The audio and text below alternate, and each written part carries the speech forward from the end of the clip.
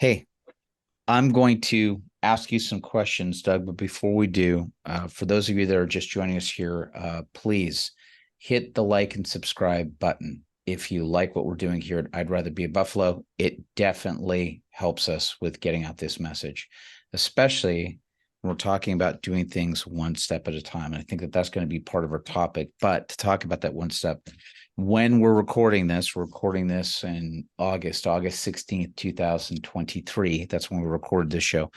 Doug, you got back from the doctor. You had your scan. You had another check-in with the doc. What's the news, buddy? It was very good news compared to yesterday when I got my scan and they went at me with needles 5 times before they decided, oh, we can use the port that you already have installed. I'm like, you mean all this time you didn't have to stick me with needles? Still grateful for the news today. Cancer is improving. Cancer is shrinking. My cancer number, which was 97 last time, is down to 79.9. So that's headed in the right direction. Yeah. 35 and below is normal. Yeah. It started out at 4,000 last December, and it's been going down steadily. It's not been going down as fast. It was dropping by leaps and volumes, but I just think it's the amount of cancer within me that's been being eradicated a lot at the beginning when I was on heavier doses of chemo than now. But I will take these steps and keep moving forward. That's it, man. That's so amazing. Specific questions I'm going to ask you for a second. So Okay. right now, for clarification for those people that are thinking about you, praying for you, right now you are basically on maintenance chemo treatment. Like that's what the plan is, right? Correct. The Like, chemo is working, yeah, along with the diet and other stuff I've been doing behind the scenes. So we are moving forward with just maintaining what we're doing. that's amazing. That's fantastic. I have to ask you, this popped in my mind the other day. I know it's goofy. What, so you do your fasting. How many sorry, I'm going to go completely off track because Okay. everybody's going to go, what's he talking about that? We want to hear about the healing stuff. But it is fascinating to me, especially because there is some of this stuff that you're doing behind the scenes.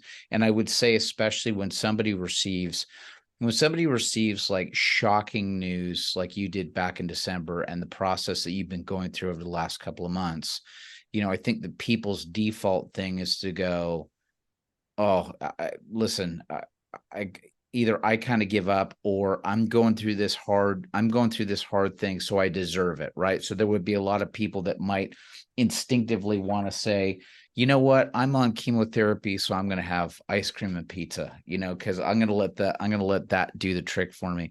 But you went an opposite route where you just said, okay, let me do what I can do to eradicate stuff on my end to cut things out. Um, and part of this process was also doing this intermittent fasting that you do. And again, Doug and I are going to say this straight off. We're not medical professionals. All Nope. right. We're literally just talking about what Doug's experience and what he has done for himself. So in any situation like this, I would say consult a doctor. don't say Kevin and Doug did this and this is what happens. Like, do your own research. I'm just trying to find out a little bit about what Doug did. So you've been doing the fasting, but when you do the fasting, and it's usually like a 4-day stretch, right? You do a 4-day Correct. stretch. I do intermittent fasting. Like I typically skip breakfast and allow my body from 5 o'clock the night before to 11:30 noon the next day, no food. So that's a 12, 13, 14, 15, 13, 14, 15. What is a 16? What is a 16-hour fast for you? 16? Yeah, So it's about 16-hour fast that you do. every day. And that's usually just, what are things that you allow yourself in that fast? Is it just water? Do you allow yourself coffee, tea, anything like that? Water and some juice. Okay. But So I drink um soursop juice. what is it now? What is it? Soursop. Sour sop. Is that what you Yeah. said? Yep, Okay. that's what I said, soursop. Okay. Sour sop juice. Okay. Research on that shows it can be up to 5,000 times more effective than chemo. That's some of the so everything I've done, I've researched ahead of time, but it's not things you're going to find on a medical Nope. docket somewhere. But I'm taking control of what I can control. That's And right. my diet's a big part of that. Yeah, sure. Soursop, is it that's a certain type of fruit or vegetable? What is It's that? a fruit. It's very tasty. I like it actually. It is tasty. So it's got a sweet thing to it, does it? Yes. Okay, so soursop juice. Got it. Now, when you do so then you do intermittent fasting. So that's 16 hours a day, regardless. But then you also do like you do these longer fasts that happen like 4-day fasts or what? Well, like, what is the Correct. thing that leads up to that? And how many times a month do you do those extended fasts? I try to do it twice a month. So that's Okay. the easier part. Leading up to it, it's usually a time when I'm at the house by myself. Right. So since January of this year, I've had a lot of visitors, a lot of great friends and family coming by. One of my nieces and her family were here on Saturday. It's almost impossible to fast when there's other people around me Yeah. because it's natural. Let's go out and eat. Let's go have it. And I want to too. So I wait for me to have some downtime between people to fast for 4 days. And my food bill has been cut down, which has been a side benefit I didn't think about at the beginning. But the fast, and there's a lot of research on fasting. You know, your first day, your body does this. Your second day, your body starts burning fat. Your third day, your body looks at ketones and it does Right. more of that. The fourth day, the body stops burning fat and looks for damaged cells to burn. Mm, Well, there's no better damaged cells in the body than the cancer cells. right. Sure. So it's using that for fuel. That's the idea behind the 4-day fast. Plus, there's a biblical component to it. You know, when I first got diagnosed, I just fasted before did all the research. I just fasted and prayed because that's one thing God, says in the Bible: fasting and prayer. The disciples devoted themselves to fasting and prayer time after time again. Yep. And it was times like that when I'm like, I'm feeling hungry. Let me pray. And Yeah. it stepped up my prayer life quite a Mhm. bit. That's Now amazing. I'm so used to it. I don't even, the first day I get hungry, Yeah. days 2 through 4, I'm not really feeling hungry. I'm just keeping fluids in me. I'll drink like my favorite Dr. Zevia. I'll have a couple of those. I'll drink one juice a day, one soursop juice a day, but no food, and a lot of water, a lot of lemon water. I like lemon water. Okay. So like a lemon water, one of those soursop things, nothing like a chicken broth or beef broth, nothing like that. I've done some bone broth a couple of times just During to a have fast. some. When I first started fasting, because I was getting hungrier like on days 2 and 3, Yeah. and that made me feel like I was doing something. It was more psychological than anything else. Yeah. Because the bone broth I get, it's like 10 calories. It's not going to really significantly impact my fast. And then usually when you're doing it, I'm assuming that you set yourself up. How the heck do you do it when you're balancing your work schedule? That I just do it. I actually have a coworker. He and I both get on the every 2 weeks. We just talk about life. He lives in Columbus, Ohio. He fasts. He works out 2 hours every morning. Yeah. Every morning. Yeah. He used to be an Army Ranger. Really, really fun guy to be around, and I've learned a lot from him. But we talk about working out. We talk about health stuff. We talk about fasting, and I've gotten him into fasting and the benefits of that. And so but from a work perspective, it doesn't really impact me. So you'll just do it like you won't even, because I thought to myself, do you like try to do it so that most of your extended fast will happen during a weekend? Or do you just, or it doesn't matter? You just end up going, okay, well, this month I'm doing it Monday through Yeah, Thursday. I did it Tuesday through Friday last week. Okay. I've done it over the weekends. The weekends are harder just because it's a time where I'm more sedentary, Yeah, sure. and every commercial has got food on it. Yeah. Well, I'm just going to say it right That now. that or if you look on regular media stuff, it's all drugs, man. I cannot Yeah. tell you the amount of like, whew, sponsored by. No bueno. Yeah. Do you also work out when you're doing the fast or Still no? work out twice a week with a trainer. So you still do the workout even when you're in a fasting cycle too? Yep. And now I do warn him because I might get a little grumpy. Yeah, yeah. but he's a believer. He's a great guy. He's been a good friend to me down here since I moved down here. And yeah, I tell him I'm actually looking at joining a gym so that when I've got some downtime through the week, take a couple of hours and go to the gym It's in awesome. between my training sessions. That's amazing, man. So cool. Yeah, thanks for answering all those questions because those have been popping up for me because I've been like very fascinated and going, how specifically is he doing? I'll do maybe like I do 12 to 14 hour intermittent fasting almost every day, so I'll do that. So I just stop and then it's like, well, once I get to noon, then I'll eat. But yeah, Kate does like a 14 to 16 hour herself, but it was one of those things where I gotta ask him some more about that. Yeah.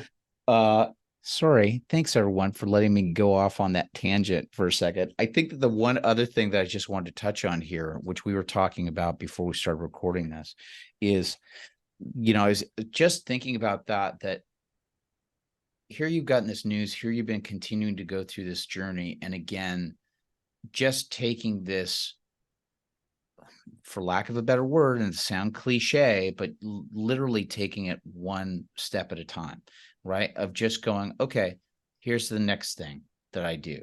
Here's the next thing that I do. And maybe speak to that a little bit, Doug, with some thoughts that pop up for you on that. It's been a situation where when I got the news,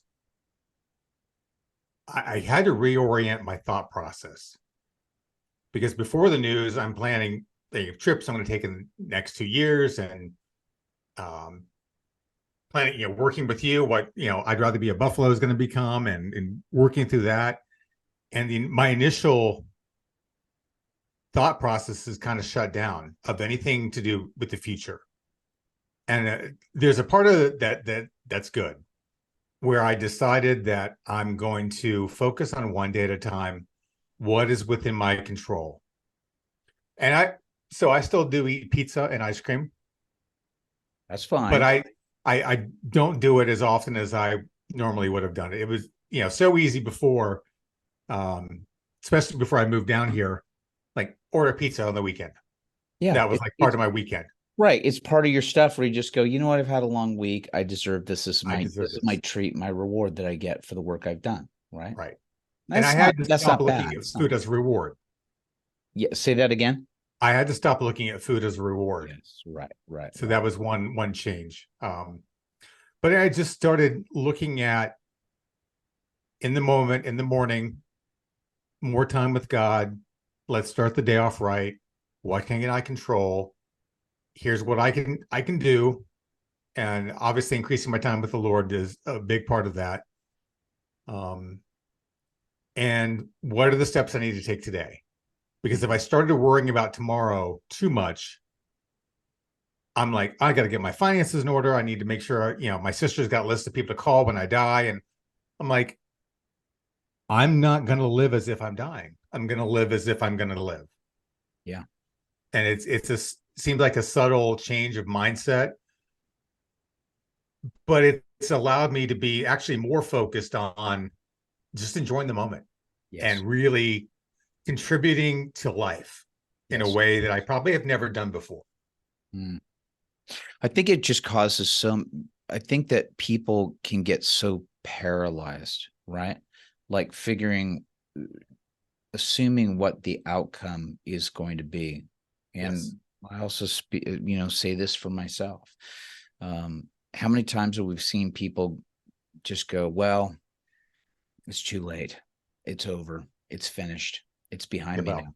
And going, Yeah. you're saying all that and you have no idea what's ahead of you. And again, I had a big wake up call for myself when I'd had my experience with testicular cancer when I was in my 20s after going through my radiation therapy. I had this wake up moment to realize, oh, yeah, I'm really not guaranteed tomorrow at all. No.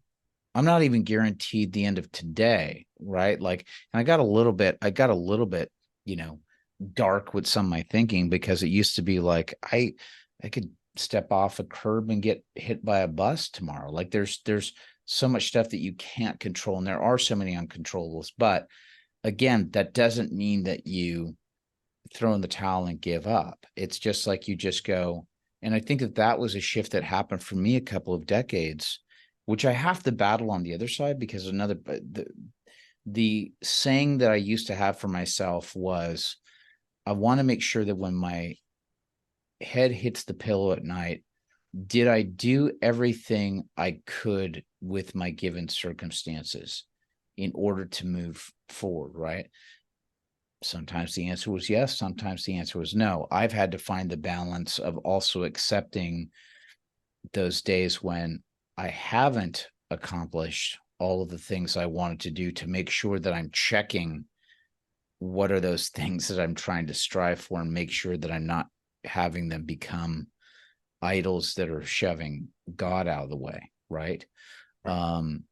But, I do think that God calls us to say, hey, you're still here and living and breathing for a reason. And that's my purpose for you, my purpose for what I need you to do with the time that you've been given.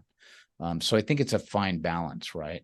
It's a fine balance of going, because I've had many people in my life who have lived their life with one foot in the grave. And they have lived a life as if, well, this is it. Well, this is it. And I have watched decades go by, and I've seen many people much younger than them pass away, Mm-hmm. and you just want to go, you're still here. You still got life in you. There's still stuff that you got to get, that he needs you for some reason. So, um, yeah, it's a big thing, right? It's about not letting the one thing define who you are. Mm.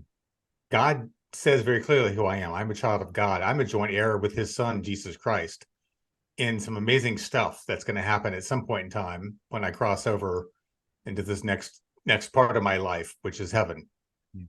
And I've just so many people, oh, two things. Attitude has so much to do with your health.